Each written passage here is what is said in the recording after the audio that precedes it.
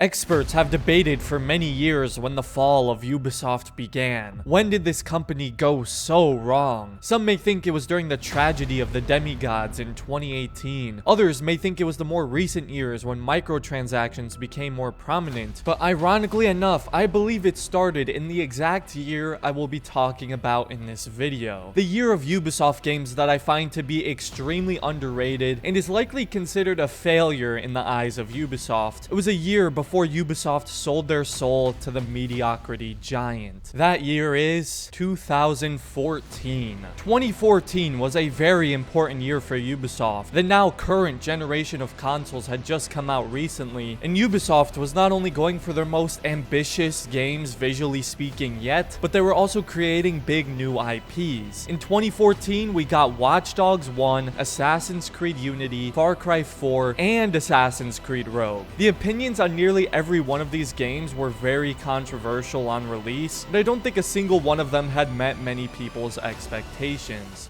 Of course, Assassin's Creed Unity probably being the biggest letdown of them all for people. That game was unbelievably hyped based on what everyone had seen. Many believed this would be the end-all, be-all for AC games. This was the mark of a new era for the series. Instead, it became the Cyberpunk 2077 of 2014. It was buggy, it was unfinished, and it had terrible performance. Unity was a complete disaster, but the thing is, this game is one of my favorites in the series. When it has the proper time and updates, not to mention a great free DLC, Unity feels like a totally different game. Sure, it's still a little rough around the edges and has a good bit of issues still, but the core gameplay looks and feels really good. It truly feels like the natural shift to the new generation of Assassin's Creed. Better graphics, better animations, more customization, even co-op. Granted, by the time the game was smoothed over, it was already too late for a lot of people. But people's opinions on Unity are far different these days than they were in 2014. I mean, just look at the recent reviews on Steam. It's all very positive, and Unity is probably the biggest what if of the Assassin's Creed series.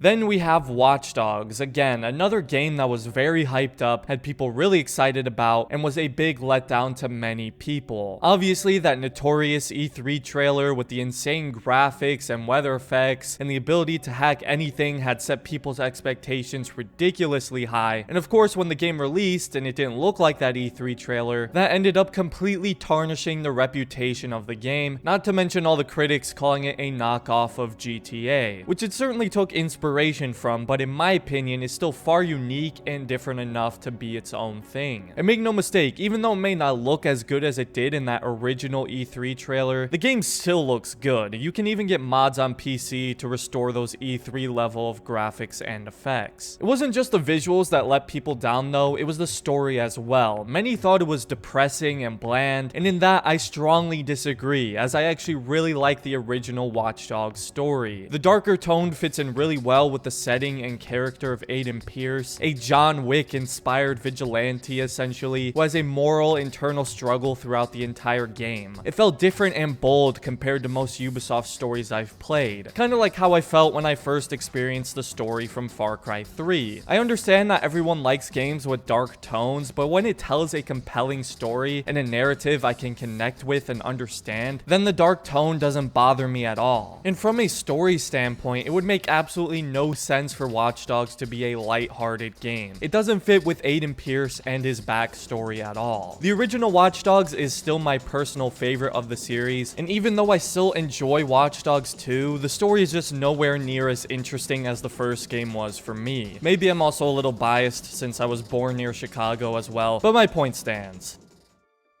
Assassin's Creed Rogue, Unity's little brother. Honestly, with AC Rogue, there was nothing specifically wrong from the start. It wasn't terribly buggy, at least not on the level of Unity, and getting to play as an assassin turned Templar and see everything from the Templar perspective was an awesome idea. Really what went wrong with Rogue is Ubisoft decided to release it not only in the same year as AC Unity, but on the same day. Cause yeah, for some reason they thought that was a good idea. And everyone was crazy hyped about Unity, and Rogue was the less cool version with worse graphics that all the kids who weren't getting the new consoles had to play. And the thing is, Rogue is a really solid game. Sure, it's pretty short and a lot of the gameplay does feel similar to Black Flag, but there were some nice changes, especially with being able to fight assassin enemy types, and the story, at least in my opinion, was pretty good too. Shay is a very interesting protagonist, and I like how Rogue connects many of the AC games together like AC3 and Unity. Rogue deserved so much more than just to be second fiddle to Unity, and it's still worth playing today.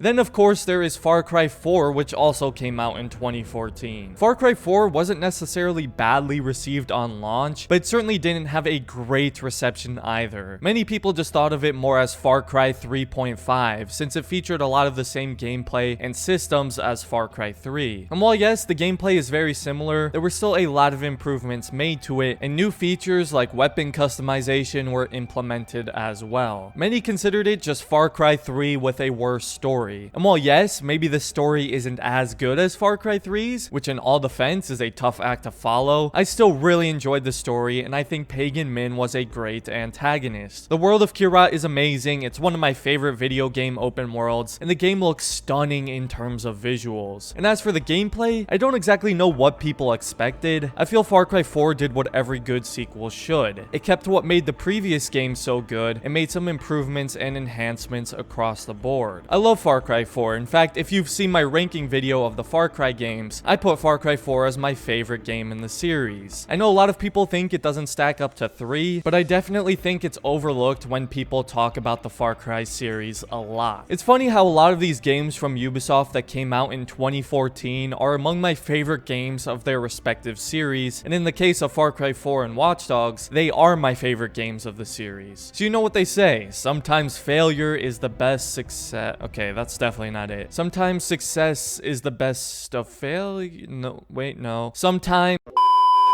Honestly though, all these games all had insane potential, and if it weren't for countless mistakes on Ubisoft's part, whether it was marketing or releasing games unfinished, they would have been much better received at the time. Granted, now I think we can look back in retrospect and enjoy the games for what they are today, because you know what they say, sometimes your greatest failures somehow become your greatest successes. MasterAssassin 2022. But let me know how you guys feel about all the games I talked about in this video, and if your opinion on them has changed over the years. If you enjoyed the video, I'd appreciate it if you considered leaving a like on it and subscribing if you're new to the channel. And other than that, thanks for watching and have a great rest of your day, everyone.